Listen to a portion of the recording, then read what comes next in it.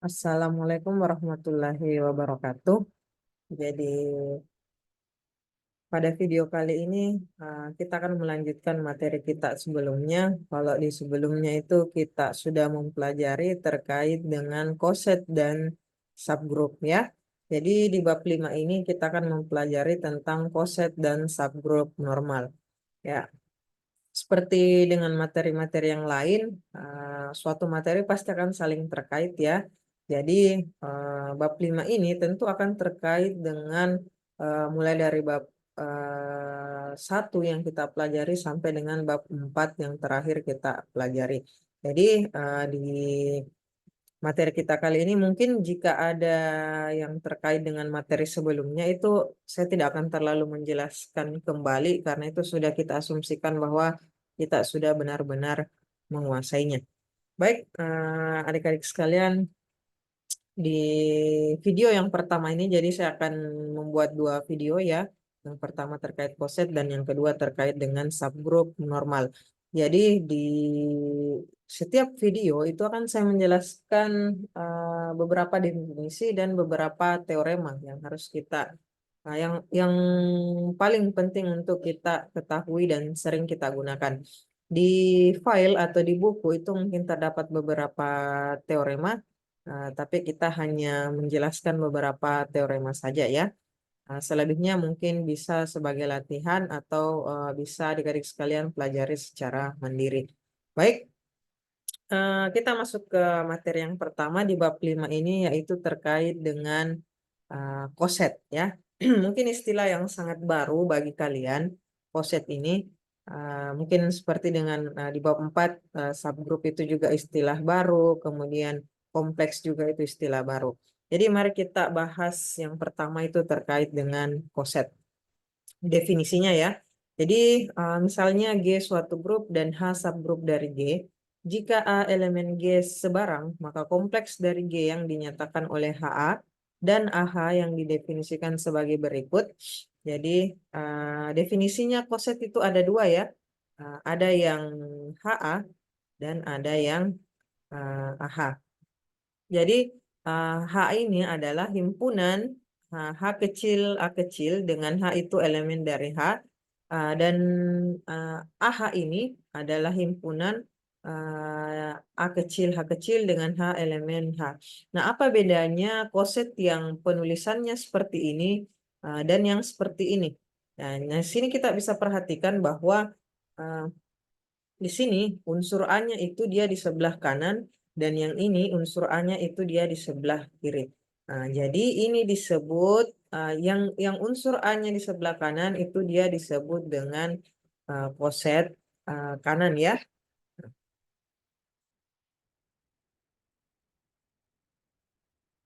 Oke, jadi ini disebut dengan koset kanan. Jadi ini disebut koset kanan.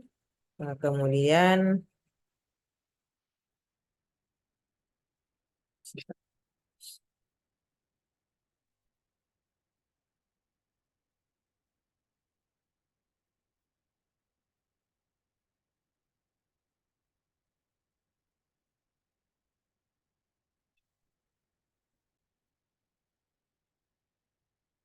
jadi yang unsur A-nya di sebelah kanan itu dia disebut dengan koset kanan. Kemudian yang unsur A-nya di sebelah kiri dia disebut dengan koset kiri. Jadi jangan tertukar ya. Yang diperhatikan adalah unsur A-nya. Kalau A-nya di sebelah kanan dia disebut koset kanan. Kalau A-nya di sebelah kiri itu dia disebut dengan koset kiri. Jadi koset itu ada dua macam. Ada yang disebut koset kanan dan ada yang disebut dengan koset kiri.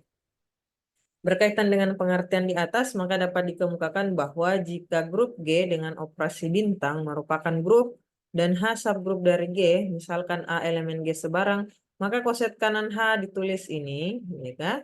Jadi ini koset kanan karena posisi A-nya dia di sebelah kanan. Sini ya. Kemudian koset kiri karena dia posisi A-nya dia di sebelah kiri ya. Oke, berdasarkan pendefinisian koset di atas, maka dipertanyakan apakah setiap grup H dari suatu grup G selalu mempunyai koset kiri atau koset kanan? Nah, Untuk menjawab pertanyaan ini, kita mengambil contoh, kita mengambil unsur E, unsur identitas, nah, maka diperoleh HE itu adalah seperti ini. Jadi mengikut dari definisi koset ya, kalau ini tadi HA, maka kita pakai contoh di sini, A-nya itu pakai unsur identitas. Jadi seperti ini, HE. Oke, seperti yang kita ketahui, kalau identitas dikalikan dengan unsur apapun itu berarti hasilnya tetap identitas ya, tetap unsur itu sendiri. Jadi ini sama dengan H. Nah, begitupun dengan yang koset kirinya. Ini koset kanan kan, ini koset kiri. Nah, ini juga EH, hasilnya tetap H, hasilnya juga adalah H. Ini ya, sama ya, sama. Jadi ternyata kesimpulannya adalah setiap grup itu pasti mempunyai koset. Minimal kosetnya itu adalah dirinya sendiri. Juga kita telah tunjukkan bahwa jika H subgrup dari G dan E unsur identitas di G, maka E juga merupakan unsur identitas di H. Oke ya. Jadi kesimpulannya ini adalah definisi koset. Kemudian koset itu kita bagi dua, ada koset kanan dan ada koset kiri. Kemudian kita lebih lanjut definisinya. Ada pertanyaan apakah setiap grup itu memiliki koset? Jawabannya iya. Setiap grup pasti memiliki koset kanan dan koset kiri. Minimal itu adalah dirinya sendiri. Seperti yang kita contohkan di sini ya. Oke. Oke, kita lanjut lagi di halaman berikutnya ya. Salah.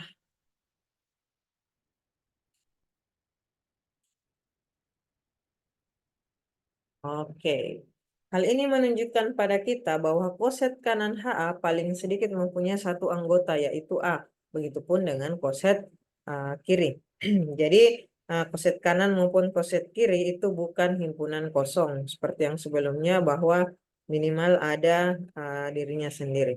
Nah, sekarang muncul pertanyaan.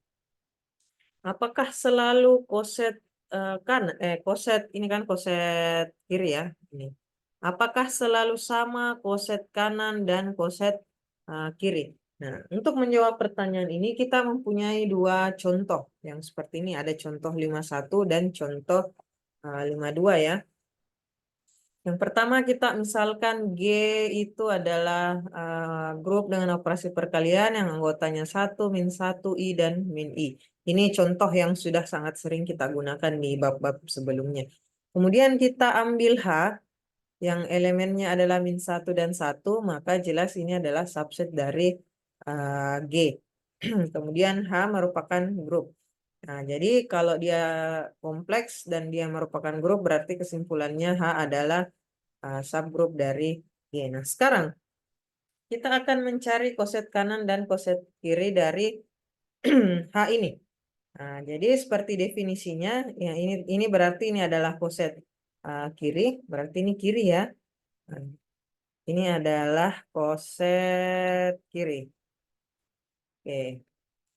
Ini adalah koset kanan ya. Ini koset kanan. Karena kan kita lihat yang ininya. Ini unsur ini kan kita peroleh dari sini. Jadi ininya di sebelah kiri berarti dia koset kiri, ininya di sebelah kanan berarti dia koset kanan. Kemudian kita perkalikan dengan H. H itu yang ini.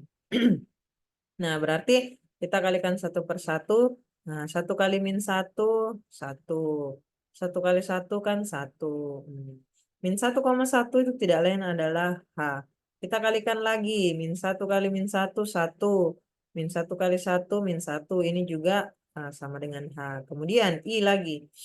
I kali min 1, min I kali 1, I. Kemudian ini tidak sama dengan H ya. Kan H itu adalah min 1 dan 1.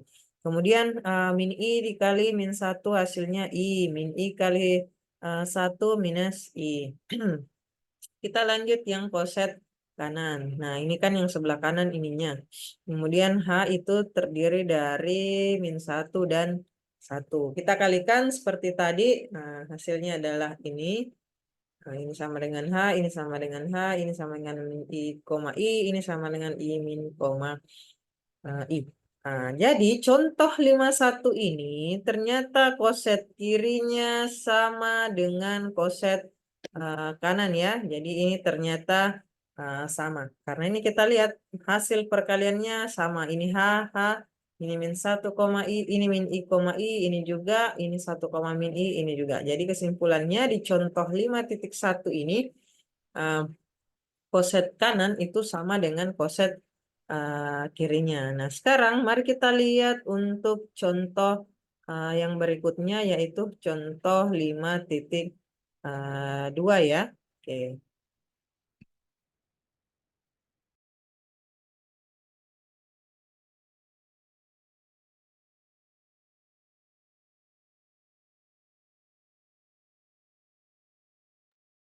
Di contoh 5.2 ini itu agak berbeda dengan contoh-contoh yang pernah kita belajari yang tadi dengan maupun yang bab-bab sebelumnya. Kalau sebelum-sebelumnya itu kita biasanya pakai contoh bilangan atau matriks. Nah, sekarang kita dapat sebuah contoh baru. Ini pakai contoh grup simetri ya. Oke, jadi misalkan ada S yang anggotanya itu ABC. Kemudian kita bentuk grup simetri P3. P3 itu berarti permutasi 3 ya. Semoga kalian juga masih tetap ingat materi-materi terkait permutasi kalian. Mungkin ada di mata kuliah teori peluang ya. Oke, yaitu semua permutasi yang didefinisikan pada S, maka P3 dapat dinyatakan sebagai berikut. Nah, kenapa di sini kita peroleh 6 F? Apa itu F? F itu adalah fungsi ya. Jadi kita pakai fungsi permutasi. Nah, kenapa di sini ada 6? Hasilnya itu dari sini. Ini kan ada sebanyak 3 unsur ya. Nah, di sini kita permutasi berarti kita pakai 3 faktorial ya. Ini 3 faktorial. Oke, di sini 3 faktorial. Kalian ingat kan cara menghitung faktorial? 3 faktorial itu berarti eh, 3, sorry, 3 kali 2 kali 1 ya. Nah, hasilnya adalah 6. Ya, makanya di sini ada F1 sampai F6. Kalau di sini unsurnya ada 5 ya berarti 5 faktorial. 5, 4, 3, 2, 1 itu hasilnya 120. Tapi ini di buku di sini diberikan contoh yang paling sederhana saja yaitu permutasi 3 ya. Jadi kita pakai 3 faktorial. Nah, F1 itu ABC, ini tetap ABC, F2 ABC, jadi F1 sampai F6 itu atasannya tetap ABC. Yang berubah kalau Anda perhatikan itu di bawahnya. Ini ABC, ini ACB, ini BAC, ini BCA, ini CAB, dan ini CBA. Nah, jadi pokoknya ini kan ABC, itu mau kita susun. Ini kan ABC kalau kita acak itu akan sebanyak 6 urutan. Nah, inilah yang muncul di baris keduanya ini semua. Tah? Jadi baris pertamanya itu semua tetap ABC, yang berubah adalah baris bawahnya. Oke, karena kita akan bahas tentang koset. Nah, jadi misalkan H itu F1, F2, maka H merupakan subgrup dari permutasi 3. Itu nanti silahkan dibuktikan. Selanjutnya kita ambil F3. Kita ambil contoh F3 ya. Jadi ini contoh saja. Sebenarnya kan harus kita cari semua. Harus kita H dot F1, H dot F2, H dot F3, H dot F4, F5, F6.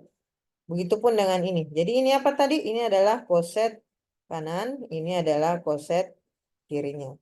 Tapi karena kita cuman mau buktikan dulu salah satu, kita mau lihat dulu salah satunya apakah sama atau tidak. Makanya di sini di buku itu kita ambil saja contoh F3. Jadi ini kita operasikan H dot, ini dot ya. Semoga kalian masih ingat materi tentang uh, dot. Jadi ini H dot F3.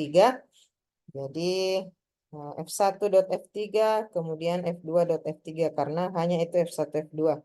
Ini F3.H berarti F3.F1, F3.F2.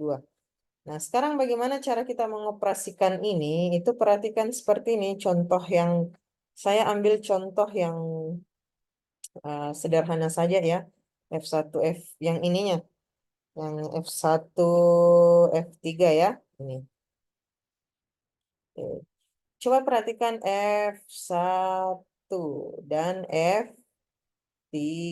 Nah, F1 dot ini F1 dot F3. Ya. Jadi perhatikan F1. F1 dot F3 berarti F3-nya kita masukkan ke F1 ya. Berarti A. Perhatikan caranya. Ini A. Di bawahnya A itu adalah B. Nah, berarti kita lihat B di sini. B di bawahnya adalah B. Nah, berarti kita catat dulu B. Saya catat di sini ya, B. Nah, lihat lagi B. Ini lihat B di bawahnya adalah A. Nah, berarti kita lihat A di sini. Kita lihat A di sini, di bawahnya itu adalah A, berarti A ya. Hmm. Kemudian C. C di bawahnya itu adalah C. Nah, kita lihat di sini C. Nah, berarti BAC. BAC tidak lain itu adalah F3 itu sendiri. Jadi caranya seperti itu ya. Jadi ini, jadi kalau F2, F3, itu berarti F3 kita masukkan ke F2. Jadi lihat F3A di bawahnya B. B di bawahnya adalah C. Nah, berarti C duluan, kemudian B, A ke A, C ke C, C ke B. Jadi seperti itu. Nanti diperoleh dia F5. Jadi seperti itu ya. Di sini itu cuman dibahas satu saja, F3 yang H.F3 dan F3.H. Karena ternyata cukup mengambil satu, itu sudah terbukti bahwa dia tidak sama. Nah, di sini kita lihat, di sini dia F3, F5, di sini F3, F4. Nah, berarti koset kanan dan koset kirinya itu tidak sama. Beda tadi dengan yang ini. Kalau ini itu semua koset kanan dan koset kirinya sama. Jadi disimpulkan koset kiri sama dengan koset kanan. Kalau yang ini, nah ini cukup satu saja dibuktikan dia ternyata sudah tidak sama. Berarti kita buat kesimpulan di sini, koset kirinya tidak sama dengan koset kanan. Jadi pertanyaan yang di atas tadi itu, yang ini, oke, pertanyaan yang ini ya, mana tadi? Sorry. Yang ini, apakah semua koset kiri sama dengan koset kanan? Nah, berarti jawabannya tidak, karena di contoh dua ini, itu koset kirinya tidak sama dengan koset kanan. Oke? Baik. Selanjutnya kita akan masuk, saya akan membahas dua teorema ya, dua teorema terkait dengan koset ini. Mungkin ada beberapa teorema yang lain, tapi kita bahas dulu dua teorema ini karena ini sudah apa ya, teorema dasar terkait dengan koset dan cukup sering untuk digunakan di soal-soal atau teorema-teorema yang lain.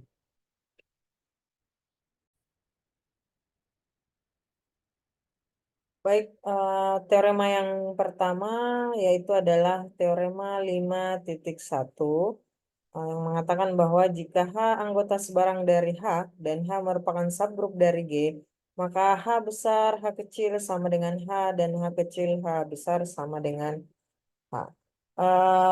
Kalau kita lihat ini tanpa dibuktikan pun ini sudah jelas sama ya, karena H ini sendiri H ini itu kan tidak lain adalah dia juga elemen dia elemen dari H ya. Ya, dia juga elemen dari H. Maka buktinya seperti ini. Ini sudah sering kita bahas mengenai bentuk-bentuk pembuktian. Kalau di sini kan bentuknya adalah jika maka ya, jika maka berarti Ada suatu syarat dan ada akibat ya. Oke. Kita lihat dulu. Karena H subgrup dari G, maka jelas H bukan himpunan kosong. Kemudian ambil H elemen H sebarang, akan ditunjukkan H besar H kecil sama dengan H, dan H kecil H besar sama dengan H. Nah, sekarang untuk itu ambil sebarang X elemen H besar H kecil. Maka X dapat ditulis dalam bentuk seperti ini. Karena X elemen H besar H kecil ya. Semoga kalian masih ingat definisi dari elemen. Mungkin ini di mata kuliah yang lain dijelaskan. Jadi X sama dengan H aksen H untuk suatu H aksen elemen H besar. Diketahui H subgrup dan H elemen H, H aksen elemen H. Akibatnya H aksen H elemen H atau X elemen H. Nah, ini sudah membuktikan dia H besar, H kecil, subset dari H. Nah, ini kan saya sudah jelaskan sebelumnya kalau membuktikan sama dengan itu kan berarti kita buktikan begini, yang subset dan superset. Oke, ini sudah ada hampir tiap materi itu ada pembuktian seperti ini. Jadi di sini ini sudah dibuktikan bagian subsetnya, berarti di sini lagi harus dibuktikan yang bagian ininya. Cuman ini kayaknya ada kesalahan ketik ya adik-adik sekalian. Ini seharusnya kecil. Jadi tolong diralat mungkin di file atau di bukunya. Saya mungkin tidak akan menjelaskan terlalu banyak terkait dengan prosedur-prosedurnya. Silahkan dipelajari, karena kalau prosedur-prosedur seperti ini tuh harusnya kan kalian sudah paham tanpa dijelaskan. Di sini juga sudah ada alasan. Nah, ini yang selalu kita tekankan sebelumnya, bahwa dalam pembuktian itu sangat penting adanya alasan di tiap langkah. Nah, di buku di sini itu hanya dibuktikan yang ini ya. Jadi PR kalian itu, latihan kalian itu adalah membuktikan yang bagian ininya. Prosedurnya itu kurang lebih sama. Jadi ingat kalau dia sama dengan berarti harus dibuktikan begini dan begini. Oke, ini tadi diralat ya, diperbaiki. Kemudian teori yang kedua yang akan kita bahas ya. Ini. Oke. Di sini ada contoh sebelum kita masuk dulu ke teorema yang akan kita bahas. Di sini ada contoh 5.3. Perhatikan kembali contoh 5.1, yaitu G1 min 1 I min I dan G grup dengan operasi perkalian H min 1 1 merupakan subgrup. Selanjutnya ambil min 1 1 elemen H. Nah, ini adalah contoh untuk teorema 5.1. Yang seperti saya sampaikan di awal bahwa tanpa melalui proses pembuktian pun itu jelas bahwa kalau H besar dikali H kecil itu pasti hasilnya sama dengan H, karena elemennya akan itu saja. Tapi ya namanya teorema itu wajib untuk dibuktikan. Jadi kita pakai di contoh 51 ini untuk membuktikan di teorema 51 tadi ya. Oke, yang terakhir yang akan kita bahas di video ini terkait dengan koset adalah teorema 5.2. Jadi misalkan H subgrup sebarang dari grup G dan AB anggota sebarang dari G, maka HA sama dengan HB jika dan hanya jika AB inverse elemen H. Nah, yang kedua, AH sama dengan BH jika dan hanya jika B inverse A elemen H. Oke, ini teorema ini ada 2 poin dan masing-masing itu pakai jika dan hanya jika. Seperti yang selalu kita jelaskan bahwa jika dan hanya jika itu berarti harus dibuktikan dari kiri ke kanan dan dari kanan ke kiri. Oke, di buku ini hanya dijelaskan satu lagi seperti yang tadi. Jadi sisanya silahkan kalian sebagai latihan. Ingat bahwa kunci untuk memperlancar kalian mengerjakan soal pembuktian adalah latihan. Jadi di sini itu kita hanya membahas tentang poin yang ini. Jadi jika HA sama dengan HB, maka AB inverse, jika dan hanya jika AB inverse elemen H. Jadi ini bukti dari kiri ke kanan dulu. HA sama dengan HB, maka AB inverse elemen H. Jadi misalkan H subgrup dari G, ambil sebarang AB elemen G sedemikian sehingga HA sama dengan HB. Ini yang syaratnya ya, berarti itu yang diketahui. Kemudian karena E elemen H unsur identitas, maka AE itu elemen HA atau A elemen HA. Nah, dari hipotesis HA HB kita peroleh seperti ini. Oke ya, ini kan tadi A itu elemen, karena HA kan tadi di sini kita dapat A itu elemen HA. Tapi karena HA itu sama dengan HB, berarti di sini turun menjadi A elemen HB. Nah, kemudian kedua ruas kita operasikan dengan B inverse, tujuannya kan adalah menghabiskan B ini ya. Ini AB inverse, ini identitas, kayak ini menjadi elemen. Nah, diperolehlah seperti ini, AB inverse elemen H. Jadi kuncinya adalah kita harus pandai-pandai melihat apa tujuan kita. Seperti ini ya, ini kan tadi asalnya adalah A elemen H, tiba-tiba menjadi AB inverse. Nah, berarti kita usahakan ada muncul unsur B inverse, karena di sini tujuan kita itu ada AB inverse, makanya tadi di sini dimunculkan B inverse. Kemudian bukti dari kanan ke kiri. Jadi yang diketahui adalah AB inverse, kemudian kita akan menuju HA sama dengan AB. Jadi AB inverse elemen H dari teorema 51. Bahkan tadi di teorema 51 itu ada kalau H besar kali H kecil itu sama dengan H besar. Ini kan bunyi dari teorema 51. Makanya di sini bisa memunculkan H AB inverse itu tetap sama dengan H. Kemudian kita operasikan kedua ruas dengan B. Ini diperoleh HAE dengan di sini HB. Maka diperoleh HA sama dengan HB sesuai dengan tujuan kita. Oke ya. Jadi bagian ini sudah dijelaskan. Untuk poin 2-nya itu memang diberikan kepada pembaca ya untuk diselesaikan sendiri. Oke, jadi silahkan untuk pelatihan. Oke.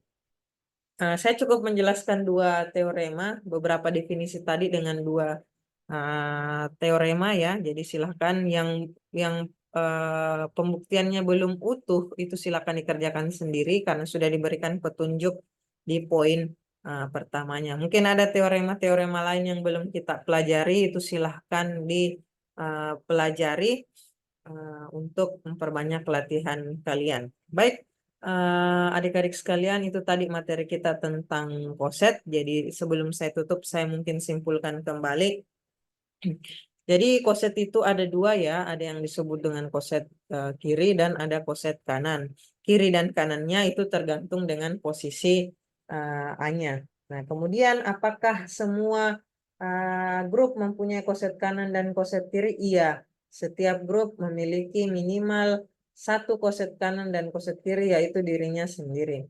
Nah, pertanyaan selanjutnya, apakah di dalam grup koset kanan itu selalu sama dengan koset kiri? Jawabannya tidak. Bisa saja sama, bisa saja tidak. Oke. Kemudian ada beberapa teorema-teorema terkait dengan koset yang telah dijelaskan tadi. Itu tentunya akan sangat bermanfaat untuk membuktikan soal-soal yang lain atau teorema-teorema lain di bawahnya. Mungkin demikianlah yang saya sampaikan terkait dengan koset dan beberapa teoremanya. Untuk video selanjutnya saya akan menjelaskan terkait dengan subgrup normal yang juga terdapat beberapa definisi dan beberapa teorema. Terima kasih banyak, selamat dipelajari dan selamat memperbanyak latihan dengan soal-soal terkait, terutama dengan soal-soal pembuktian untuk melatih keahlian kalian. Terima kasih banyak. Assalamualaikum warahmatullahi wabarakatuh.